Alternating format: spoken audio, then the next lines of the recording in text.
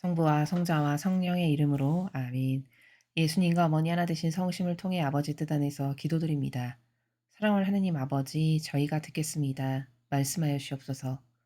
또한 매일 가르쳐 주시는 진리로 저희들의 사고방식 안에 자아의 종, 자아를 왕으로 섬기고 떠받들며 살아가는 이 낡고 역겨운 사고방식을 모조리 다 뽑아버리시고 예수님과 어머니께서 살아가시는 그 나라, 두 분의 정신과 가르침과 모범에 용해되어 신적 질서와 계명에 근거한 사고방식으로 변화될 수 있도록 새롭게 창조하여 주시옵소서.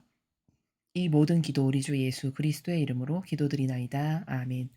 성부와 성자와 성령의 이름으로 아멘. 안녕하십니까? 하나님의 뜻 성교의 피아스니아입니다. 오늘은 9월 달의 마지막 날 복음 말씀, 역시 여러분들과 함께 아버지께서 어떤 진리를 가르쳐 주시는지 그 말씀에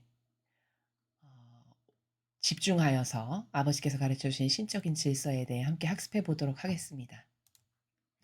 2021년 9월 30일 목요일입니다. 제일 독서 느헤미야기 8장 1절에서 4절, 5절에서 6절, 7절에서 12절까지의 말씀입니다.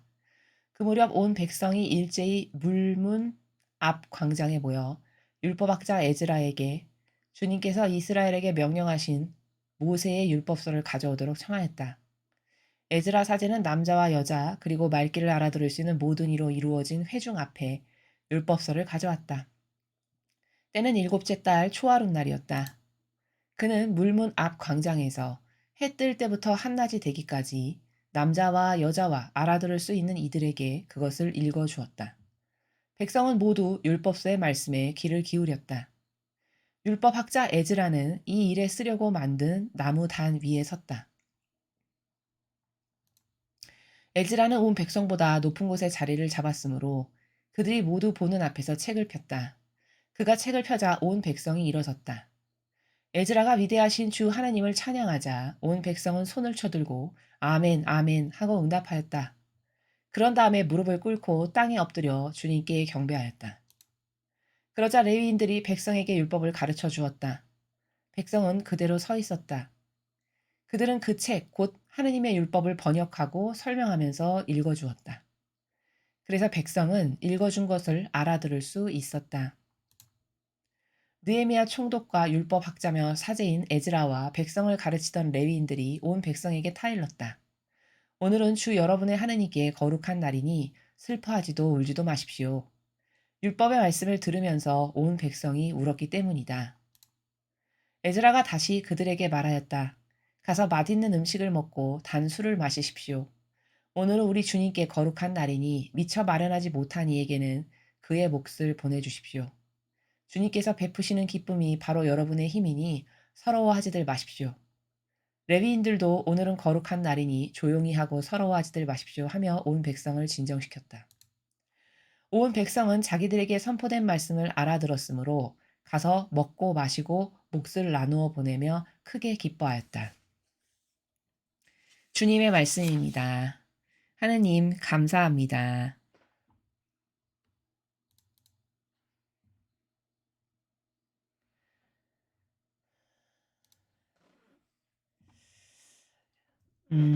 지금 느헤미야기는 오늘 처음 나오는 독서여서 간단하게 배경 설명을 먼저 하겠습니다.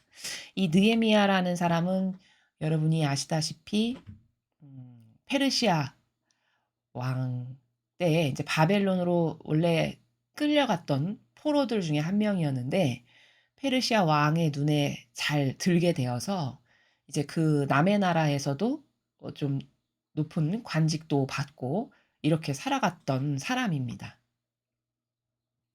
근데 이제 고국이 다 완전히 망가질 대로 망가지고 폐허가 될 대로 폐허가 된 것을 가슴 아파하면서 하다가 인제 이 백성들이 인제 3 차에 걸쳐서 귀환을 하게 되잖아요, 바빌론으로부터. 그래서 귀환해서 백성들이 다시 이스라엘 본국으로 돌아갈 때 이 느헤미야라는 사람도 같이 가서 본국의 인제 성전 벽을 재건하고 오늘 여기 지금 여러분께서 읽으신 바와 같이 이 사제, 에즈라 사제가 나오죠. 에즈라 사제와 기타 이제 백성을 가르치는 레위인들과 이렇게 함께 힘을 합쳐 가지고 다시 성벽을 재건하고 이런 율법을 백성들에게 다시 전해서 기틀을 세우고 이런 것에 동참했던 그런 예언자 중에 한 명입니다. 자, 오늘 이 느헤미야기를 통해서 우리가 볼 수 있는 중요한 핵심적 관점이 뭐냐면 인간에게는 어떤 속성이 있느냐. 척박해지면 정신을 차린다는 겁니다. 척박해지면 겸손해지고 정직해지고 온순해진다는 거죠. 지금 이 백성들이 율법을 읽어주기만 했는데도 막 통곡하면서 엉엉 울고 난리도 아니에요. 그렇죠? 왜 그럴까? 수십 년을 타지에서 온갖 노예살이를 종살이를 하면서 얼마나 서름이 복받쳤겠어요. 얼마나 힘겨웠겠습니까? 육체적으로 정신적으로 너무너무 힘들었겠죠. 그러면서 많은 것을 깨닫고 발견하고 후회도 했을 거고 뉘우치기도 했을 거고 객관화도 시켜볼 수 있었겠죠. 아, 우리가 지난날 하느님께 올바로 못해서 우리가 이런 꼴을 당하지. 아, 이래도 싸. 얼마나 내가 하느님께 많은 모욕과 역경을 드렸던가. 이제 이런 반성도 하고 회개도 하고 뉘우치기도 하고 서러움도 당하면서 사람이 그 허황된 마음이랄까요? 그 자아의 이빠이 힘이 들어갔던 이런 기운이 싹 빠지면서 겸손해지고 정직해지는 거죠. 자기 자신에 대해서. 자신의 처지를 정확하게 인식할 수 있게 된 거죠. 그래서 마음이 아주 가난해진 거예요. 척박하리만큼. 그런 상태에서 이제 고향에 본국에 딱 들어와 보니까 얼마나 그 서름이 복받치겠습니까?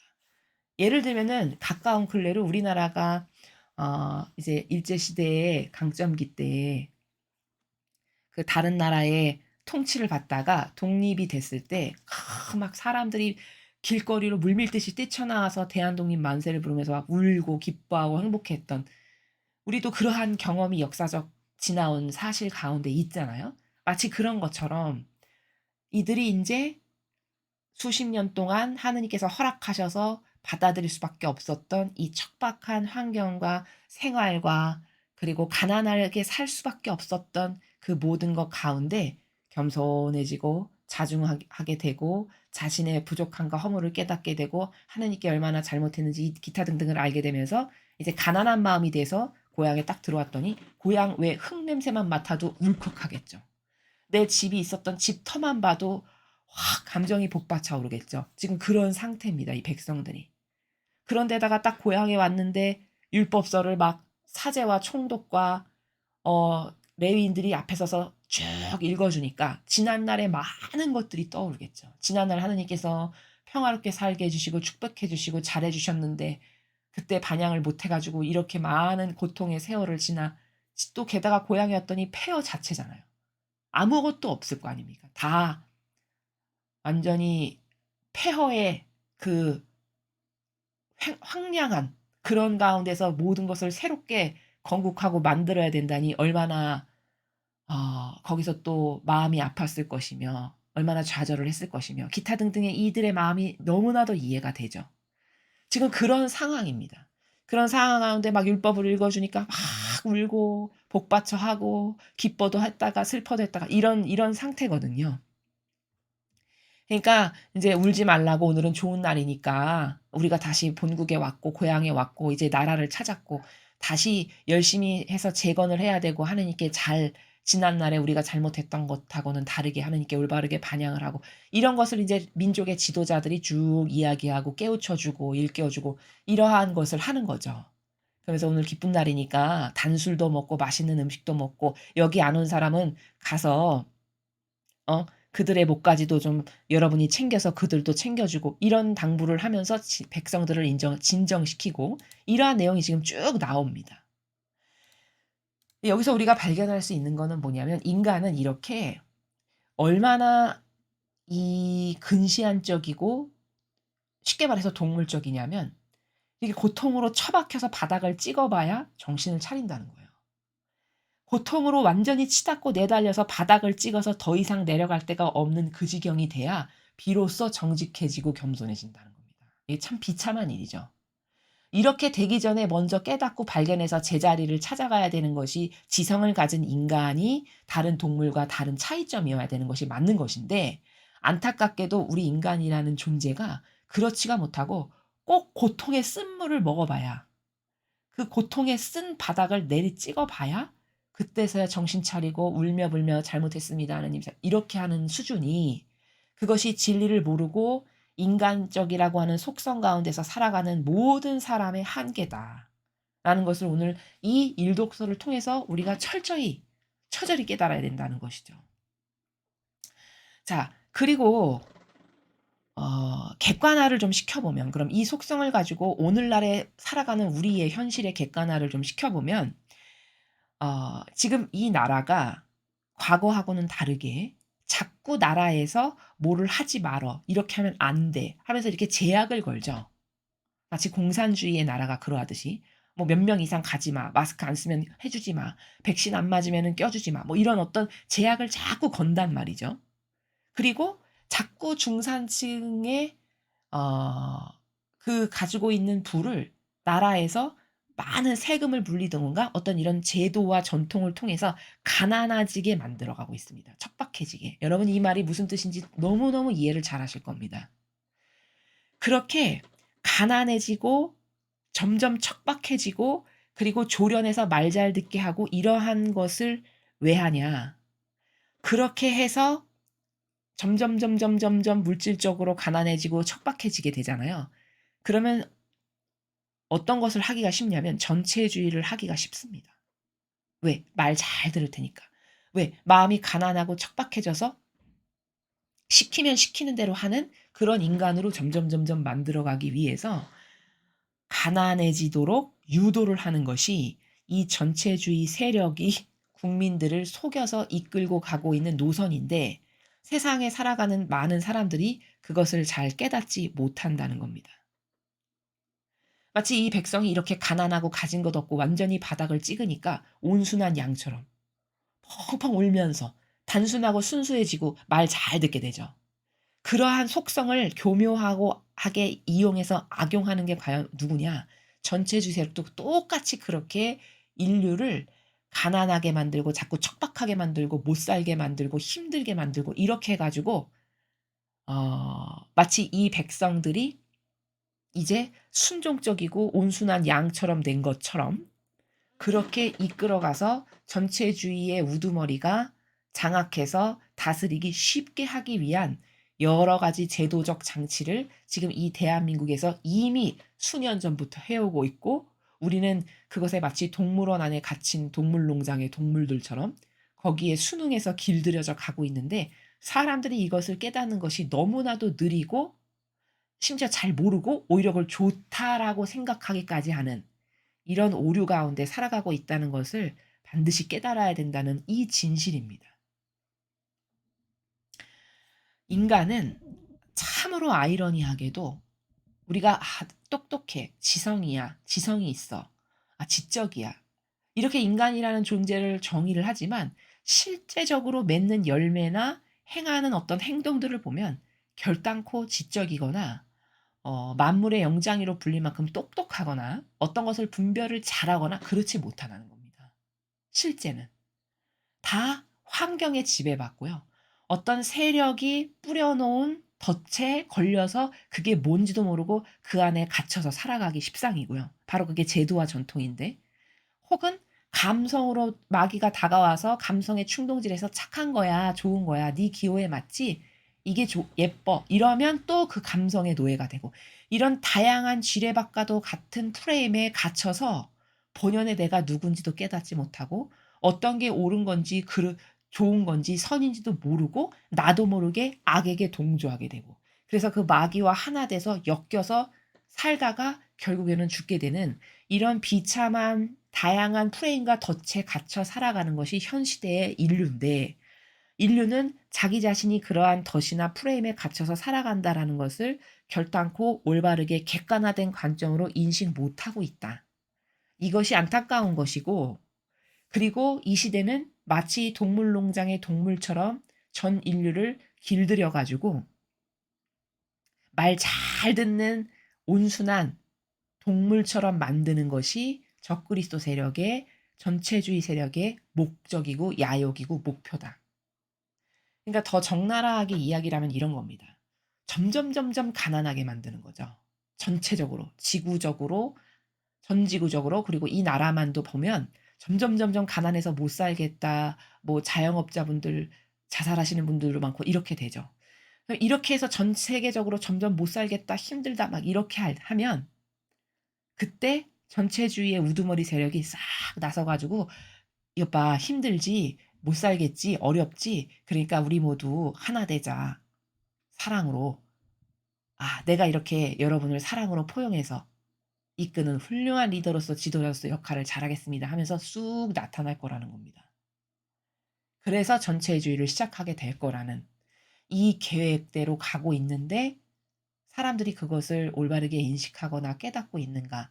그렇지 못하다라고 하는 이 진실을 여러분께서 얼른 빨리 이해를 하시고 또 여러분 주변에 있는 여러분이 사랑하시는 그런 사람들에게도 이 내용을 아주 지혜롭고 슬기롭게 전달을 하셔 가지고 더 많은 사람들이 속고 있는 이것에 대해서 깨어날 수 있도록 우리가 역할을 해야 된다라는 것을 여러분에게 오늘 이 일독서의 내용이 나왔기 때문에 덧붙여서 말씀을 드렸습니다. 자, 계속해서 복음 말씀 함께 보시겠습니다. 루카복음 10장 1절에서 12절까지 말씀입니다. 주님 영광 받으소서. 그때 주님께서는 다른 제자 72명을 지명하시어 몸소 가시려는 모든 고을과 고장으로 주님의 앞서 둘씩 보내시며 그들에게 말씀하셨다. 수확할 것은 많은데 일꾼은 적다. 그러니 수확할 밭의 주인님께 일꾼들을 보내주십사고 청하여라. 가거라. 나는 이제 양들을 이리떼 가운데로 보내는 것처럼 너희를 보낸다. 돈주머니도 여행 보따리도 신발도 지니지 말고 길에서 아무에게도 인사하지 마라. 어떤 집에 들어가거든 먼저 이 집의 평화를 빕니다 하고 말하여라. 그 집에 평화를 받을 사람이 있으면 너희의 평화가 그 사람 위에 머무르고 그러지 않으면 너희에게 되돌아올 것이다. 같은 집에 머무르면서 주는 것을 먹고 마셔라. 일꾼이 품삯을 받는 것은 당연하다. 이 집 저 집으로 옮겨 다니지 마라. 어떤 고을에 들어가든지 너희를 받아들이면 차려주는 음식을 먹어라. 그곳 병자들을 고쳐주며 하느님의 나라가 여러분에게 가까이 왔습니다 하고 말하여라. 어떤 고을에 들어가든지 너희를 받아들이지 않으면 한 길에 나가 말하여라. 여러분의 고을에서 우리 발에 묻은 먼지까지 여러분에게 털어버리고 갑니다. 그러나 이것만은 알아두십시오. 하나님의 나라가 가까이 왔습니다. 내가 너희에게 말한다. 그날에는 소돔이 그 고을보다 견디기 쉬울 것이다. 주님의 말씀입니다. 그리스도님 찬미합니다. 오늘 보신 그 루카복음의 말씀은 여러분께 이제 평상시에 제가 다른 복음 해설을 할 때도 말씀드렸던 것처럼 하느님의 일을 하는 제자들의 정신은 어떠해야 하는가라는 겁니다. 아버지의 일을 한다, 사명을 수행한다라는 사람들의 정신세계, 어떤 정신세계에서 아버지의 사명을 수행해야 되는 것인가라고 하는 신적 질서를 지금 예수님께서 제자들을 파견하시기에 앞서서 가르쳐 주시는 것이거든요. 이제 핵심은 그런 거죠. 아무것도 지니지 말아라.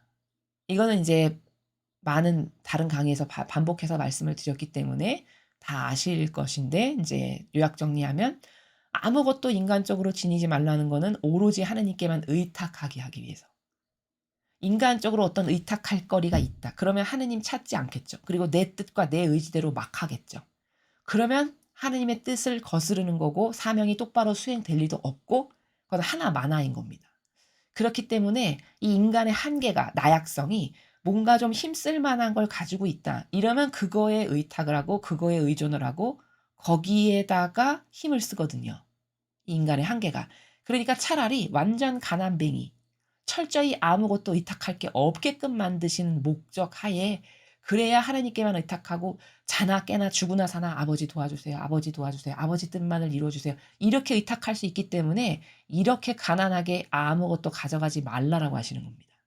그게 사명을 행하는 자의 기본 마인드고 정신이 돼야 된다. 이런 말씀이시고 그런데 이제 사명을 행한다는 거는 세상과 무관하지가 않잖아요. 어디 한 곳에 가서 복음을 전한다고 해도 그 동네의 사람들을 마주쳐야 되고 뭐 이런 어떤 세상 사람과 무관하지가 않은 거기 때문에 예를 들어 사명을 행하다가 어떤 집에 방문을 하게 되면 너희들이 해야 될 건 먼저 뭐냐? 그 집에 복을 빌어줘야 된다는 거죠. 하느님 아버지의 축복이 그 집에 임하도록 해야 된다는 거죠. 그러니까 이 집에 평화를 빕니다. 이렇게 선언적으로 인사하고 말하고 들어가라. 그래야 아버지께서 하느님 일꾼이 말하면 말하는 그대로 됩니다. 그 사람이 아버지와 완전히 용해돼서 사는 사람이면 조건이 붙는데 거짓 예언자다. 그러면 뭐 아무 효력이 없겠지만 오히려 마귀를 불러들이는 거겠지만 어떤 사람이 하느님의 일꾼인데 진짜 하느님과 같이 살려는 올바른 의지 가운데 늘 아버지를 모시고 뭐든지 행한다. 근데 그 사람이 어떤 집에 가서 축복을 하고 복을 빌어준다. 그러면 그 말 그대로 이루어지는 겁니다. 왜냐하면 그 영혼 안에 아버지가 살아계시기 때문에.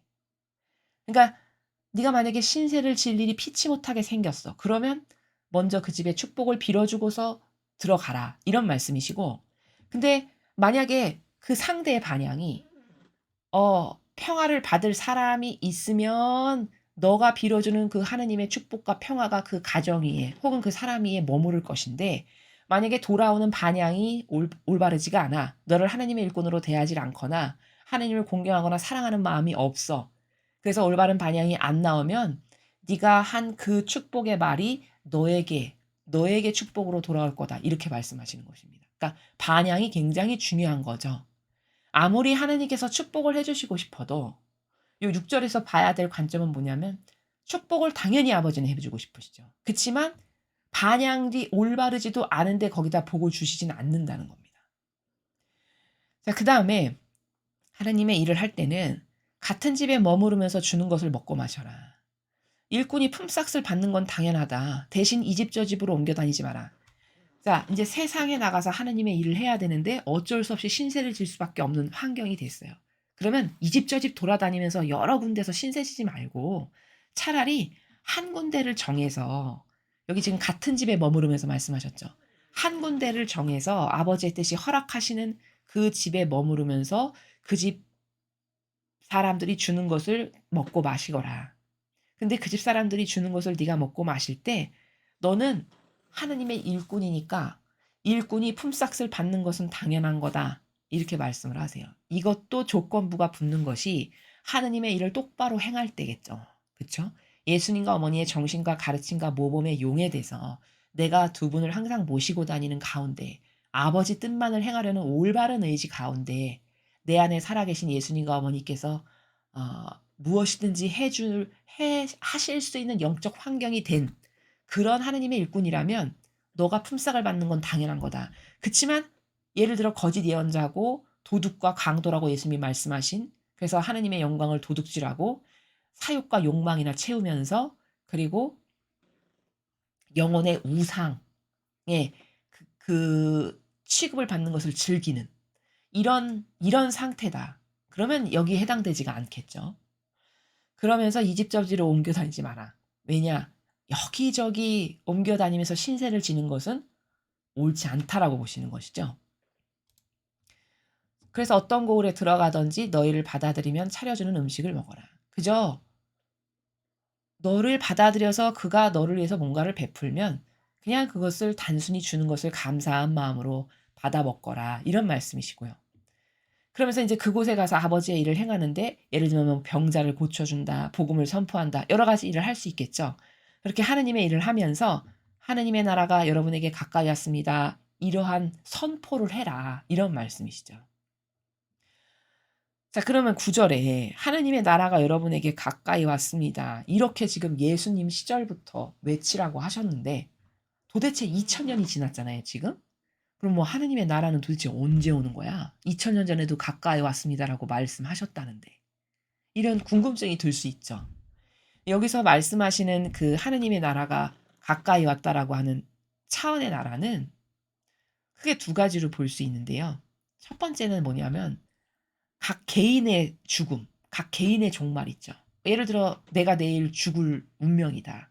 그럼 하느님의 나라가 당장 나에게 지금 가까이 온 거죠. 종말이 닥친 거죠. 그 차원에서 말씀하실 수도 있고 두 번째는 그 차원의 나라도 있고, 두 번째는 어떤 나라냐면 새 시대가 열리는 거예요. 여기서 말씀하시는 하느님의 나라가 가까이 왔다는 건 과거의 시대는 이제 사라져 가고 앞으로 새 시대가 열리는 그 종말, 그것을 말씀하시는 거다라는 겁니다. 근데 2000년이나 지났는데요? 새 시대가 왔다라고 이렇게 말씀하신 지가? 그러니까 그게 뭐냐면 인간의 이 시간의 개념의 차원에서는 2000년이지만 하느님께서 살아가시는 그 차원의 나라에서는 2000년이 아니에요. ing 가운데 심의 과정 가운데 지금 이렇게 오랜 시간에 기회를 주시면서 인류의 반향, 그때그때에 따른 반향에 또 맞춰서 아버지께서 지금 이끌고 계신 거죠. 하느님의 시간표는 인간의 시간표와 같지 않기 때문에 1000년도 아버지의 눈에는 어제 같고 이런 표현이 있잖아요. 그런 거기 때문에 그것은 인간의 차원에서 생각했을 때는 뭐 가까이 왔다는지 2000년도 지났는데 언제 가까이 오는 거야? 거짓말인가?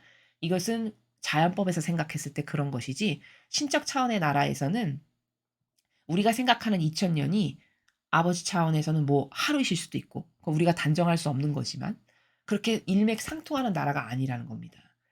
또한 시대적 한계와 여러 가지 영혼의 반향의 정도나 이런 것에 따라서 아버지는 발맞춰 가실 수밖에 없는 거거든요. 그래서 지금은 인류가 심의 과정 중에 있는 것이고 심이라는 것은 왜 우리도 재판을 하면은 1, 2년 안에 재판이 끝나는 게 아니라 왔다 갔다 많이 하면서 증거 제출했다가 이러면서 몇 년씩 걸리잖아요. 그러하듯이 그러한 심의 과정 중에 지금 인류가 놓여 있는 상태다라고 이해를 하는 것이 올바른 관점이다라는 것입니다. 자, 그러면서 이제 10절에 보면은 어떤 고을에 네가 하나님의 일을 행하기 위해서 들어갔어. 근데 그 고을에서 받아들이지 않아. 그러면 그때 넌 어떻게 하는가? 여러분의 고을에서 우리 발에 묻은 먼지까지 털어버리고 갑니다. 그러니까 바닥에다가 신발 탕탕 털면서 이 이야기를 하라는 거예요. 내가 발에 묻은 신발의 먼지까지 턴다. 그치만 이것만은 알아두십시오. 하나님의 나라가 가까이 왔습니다. 그러니까 11절의 행간의 나라는 어떤 거냐면 바오로 사도도 이런 이야기를 했는데요. 최선을 다했어요. 아버지의 일을 행하는 데 있어서. 복음을 선포하고 뭔가를 이렇게 하려고 최선을 다했는데 그들이 받아들이지를 않아. 그러면 그때는 어떻게 했는가? 바오로 사도도 보니까 신발의 먼지를 털어버리고 여러분의 멸망이 나하고는 상관없습니다. 이렇게 이야기를 하죠. 바로 11절이 그런 행간의 나라입니다. 모든 노력을 다했어요. 할 수 있는. 아버지 뜻 안에서. 그런데도 도저히 받아들이질 않아. 그러면 여러분이 멸망하는 것과 즉 좀 직접적으로 표현하면 당신이 지옥 가는 것하고 나하고는 아무 상관없습니다. 나는 할 도리 다 했는데 안 받아들인 건 당신이야. 그러니까 나에게는 죄가 없습니다. 이 말입니다. 무서운 나라죠. 무서운 나라입니다.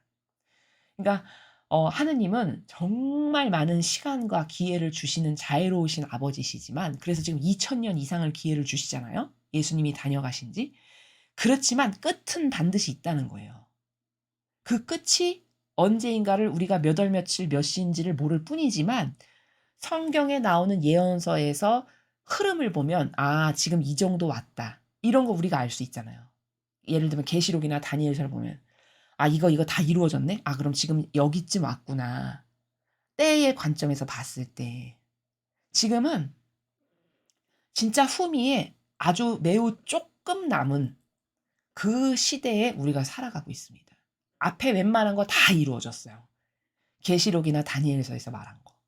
이제 적그리스도가 한번 활개를 치고 두드러질 텐데 그게 곧 패망해서 망하면 이제 새 시대가 되는 겁니다. 그러니 진짜 조금 남은 거죠. 뒷부분. 그런 어떤 인식 체계가 있어야지만 올바른 영적 대비, 올바른 영적 반향을 할 수가 있는 것이죠. 그래서 이렇게 내가 진짜 하느님의 일꾼인데 예를 들어 내가 아버지 뜻 안에서 모든 한노력을 다했어. 근데 저들이 받아들이지 않아. 그러면 저들이 지옥 가고 망하는 것하고 나하고는 아무 상관이 없습니다. 이것을 너가 선포해라. 이런 말씀이세요. 그러니까 이 때가 있고 언제 마감을 할지 언제 내리치실지 이게 다 있는 걸 아시겠죠. 그러니까 무한정 늘어지는 사고방식은 굉장히 위험한 겁니다. 한도 끝도 없이 하나님은 사랑이시니까 자비하시되 이래서 고무줄 늘어나는 것보다 더 심하게 한도 끝도 없이 늘어지는 사고방식, 이거는 영적으로 좋지 않은 사고방식입니다. 그거는 때를 모르는 거고 지금이 언제고 지금 무슨 준비를 해야 되고 지금 어디쯤 왔고 이런 것이 딱딱딱딱 사고방식 안에 어떤 이런 질서가 있어 가지고 지금 어떤 방향 하지 않으면은 '아 영혼이 완전 패망하는 거구나.' 이런 것에 대한 분별이 있어야 되겠죠. 그래야만 살아남을 수 있는 어 그런 거라는 것을 말씀을 드립니다. 그러면서 마지막에 말씀하시기를 "내가 너에게 말한다. 그날엔 소돔이 그 거울보다 견디기 쉬울 거다." 자 12 절에 예수님의 말씀 굉장히 무서운 말씀이신데 예를 들어 진짜 하느님의 일꾼이에요. 여기 제자들이 진짜 하느님의 일꾼이죠. 진짜 하느님의 일꾼인데 그가 가서 모든 노력을 다하면서 전할 바를 다 전했는데 끝끝내 받아들이지 않고 열매가 없고 소출이 없다. 그러면 그날에는 소돔이 그 고을보다 견디기 쉬울 거다. 그날이 언제입니까? 그쵸? 멸망의 날, 마지막의 날, 종말의 날. 자, 이 시대가 지금 이렇게 망해가고 있고 새 시대가 이렇게 도래할 거잖아요. 지금이 우리 그 교차점에 살아가고 있는 시대라고 말씀을 드렸습니다. 그러면 그렇게 많은 기회로 여러 번의 노력을 했는데도 불구하고 끝끝내 반향이 올바르지 않으면 소돔과 고모라가 망했던 것보다 너는 더 절망적인 처지, 더 심각한 패망이 너에게 들이닥칠 거다는 걸 12 절에서 말씀하시는 거예요. 그럼 여러분 소돔과 고모라가 어떻게 망했죠? 완전히 싸그리 다 망했죠. 어 불이 천상에서 내려와 가지고 잿더미가 됐잖아요. 그렇게 망한 것보다 더 절망적인 견디기 쉬울 차라리 소돔이 그 고을보다 견디기 쉬울 거라는 건 소돔과 고모라 망한 거 알지? 근데 그 소돔과 고모라가 망한 것보다 너는 더 비참하게 망할 거다. 너는 더 비참하게 패망할 거다. 이 말씀을 지금 이렇게 하시는 거예요. 그러니까 이거랑 똑같은 원리는 성경에서 어디에 나오냐면 예수님이 이렇게 말씀하시죠. 주님의 일꾼에게, 그러니까 이 당시로 말하면 바리새인법 학자들에게 너는 차라리 나를 몰랐던 게 낫다. 이 말씀을 하세요. 그럼 그게 얼마나 무서운 말씀이냐면 많이 받았잖아요. 그쵸? 바리새인법 학자들이 많이 받았죠. 모든 명예, 영광, 영예, 아쉬운 것 없이 살고 존경받고 사랑받고 다 모든 것을 다 차지했단 말이죠. 하나님께서 허락하셔서 주신 거죠, 사실은. 근데 그 받은 것의 값을 못 해. 그쵸? 그 받은 것의 값을 하나님께로부터 올바른 방향으로 다 되돌려 드리고 하나님께 영광이 되게 하고 뭐든지 아버지의 뜻이 이루어지게 하고 이렇게 해서 그 받은 값을 해야 되는데 받은 값을 하기는커녕 하나님께서 그런 축복을 주셨더니 그걸 마귀에게 동조하고 협력하고 게다가 마귀 주동자로서 남까지 마귀밥이 되게끔 하는 일을 바리새인법 학자가 했죠, 과거에. 바로 그런 케이스 경우에 차라리 넌 나를 몰랐던 게 낫다. 차라리 나를 모르는 세상 사람 같으면 죄를 좀 졌다 한들 그 무게가 그 영혼을 내리치는 무게가 크진 않겠죠. 왜? 받은 게 없으니까.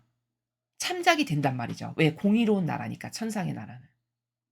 근데 이만큼 받았어. 그럼 이만큼의 값을 해야 공정한 거잖아요. 근데 이만큼의 값을 하기는커녕 마이너스야.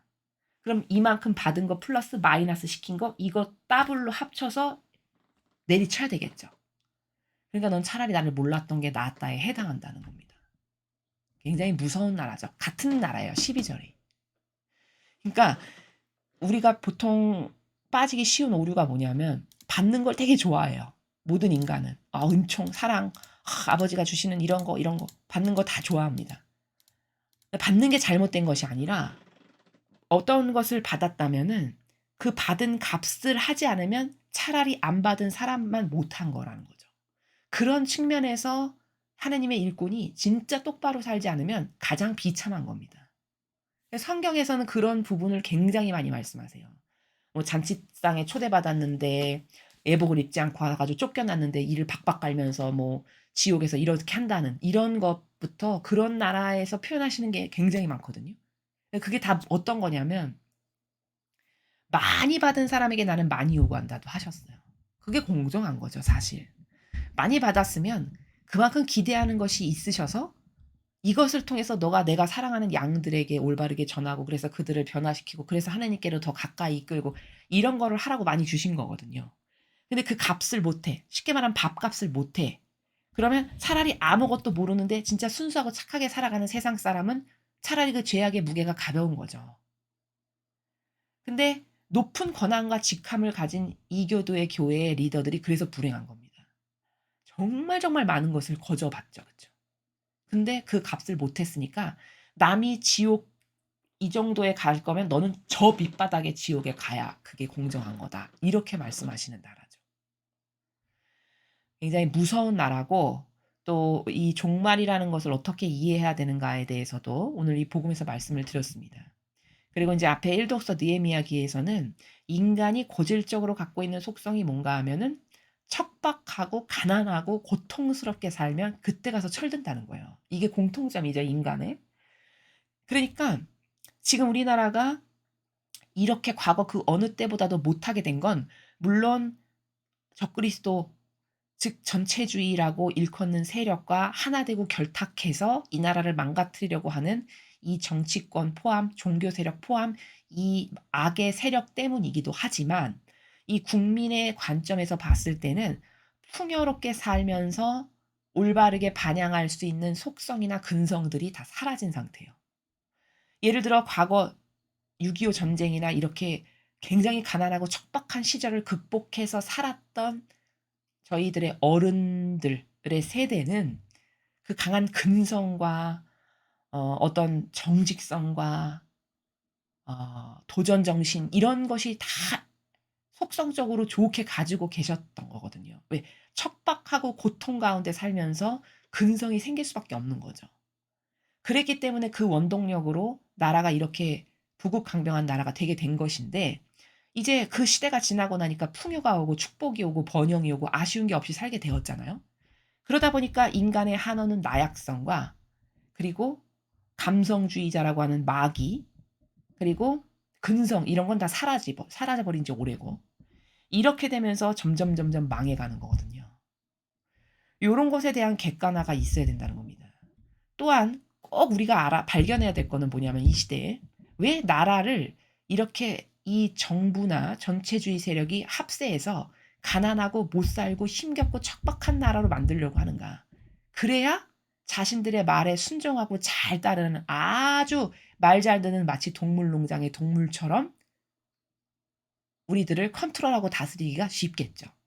마치 오늘 느헤미야기의 백성들이 척박하고 가난하게 살다가 딱 돌아오니까 한없이 순수하고 착해서 막 울죠 엉엉. 그 순수성을 회복한 거고 마음이 겸손하고 정직해진 거거든요. 그렇게 가난으로 처박아 놓으니까. 그런 것을 교묘하게 이용하는 세력이 이 전체주의 세력인데 그런 것에 대한 관점이 있는가. 그 관점을 가지고 올바르게 분별하고 어떤 게 악이고 지금 이 시대에 인류를 망가뜨리고 인간의 영혼을 망가뜨리는 세력이 누구인지에 대해서 분별을 잘해야 된다. 그리고 그 세력에 저항할 줄 알고 결단코 그 세력에 하나 돼서는 안 된다라고 하는 이런 어떤 다중적 관점이 우리들에게 있어야 하겠습니다. 이상으로 2021년 9월 30일 목요일 복음 해설을 마치겠습니다. 감사합니다.